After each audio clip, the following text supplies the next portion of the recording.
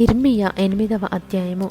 యెహోవా వాక్కు. ఆ కాలమున శత్రువులు యూదరాజుల ఎముకలను, అధిపతుల ఎముకలను, యాజకుల ఎముకలను, ప్రవక్తల ఎముకలను, యెరూషలేము నివాసుల ఎముకలను సమాధులలో నుండి వెలుపలికి తీసి, వారు ప్రేమించుచు, పూజించుచు, అనుసరించుచు, విచారణ చేయుచు, నమస్కరించుచు వచ్చిన అసూర్య చంద్ర నక్షత్రముల ఎదుట వాటిని పరచెదరు. అవి కూర్చబడకయు, పాతిబెట్టబడకయు, భూమి మీద పెంటవలె పడియుండును. అప్పుడు నేను తోలివేసిన స్థలములన్నిటిలో మిగిలియున్న ఈ చెడ్డ వంశములో శేషించిన వారందరూ జీవమునకు ప్రతిగా మరణమును కోరుదురు. సైన్యములకు అధిపతియగు యెహోవా వాక్కు ఇదే.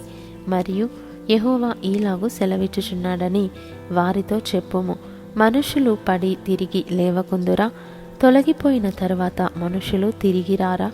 యెరూషలేము ప్రజలు ఏలా విశ్వాసఘాతకులై నిత్యము ద్రోహము చేయుచున్నారు?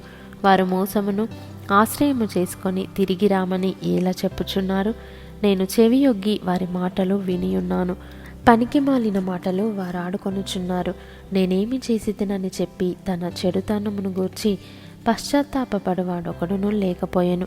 యుద్ధమునకు చొరపడు గుర్రము వలె ప్రతివాడును తనకిష్టమైన మార్గమునకు తిరుగుచున్నాడు. ఆకాశములకెగురు సంకుబుడి కొంగయైనను తన కాలము నెరుగును. తెల్లగువ్వయు, మంగళ కత్తిపిట్టయు, ఓదె కొరుకును తాము రావలసిన కాలమును ఎరుగును. అయితే నా ప్రజలు యెహోవా న్యాయవిధిని ఎరుగరు. మేము జ్ఞానులమనియు యెహోవా ధర్మశాస్త్రము మా యొద్దనున్నదనియు మీరేలా అందరు? నిజమే గాని శాస్త్రుల కళ్ళకలము అబద్ధముగా దానికి అపార్థము చేయుచున్నది. జ్ఞానులు అవమానము నొందిన వారైరి.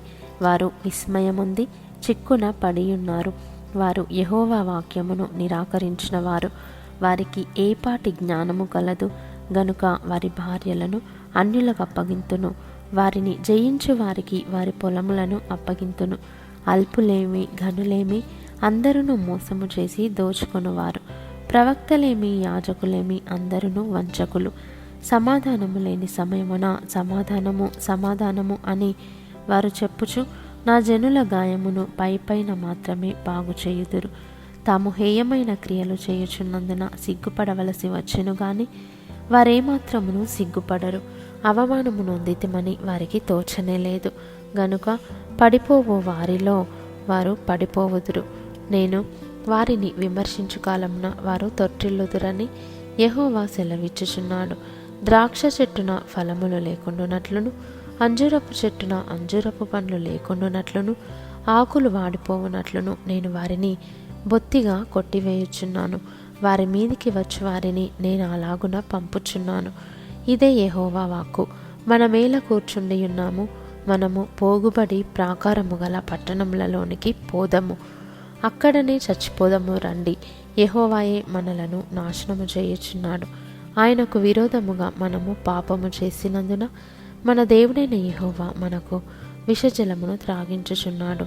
మనము సమాధానము కొరకు కనిపెట్టుకొనుచున్నాము కానీ మేలేమియు రాదాయను.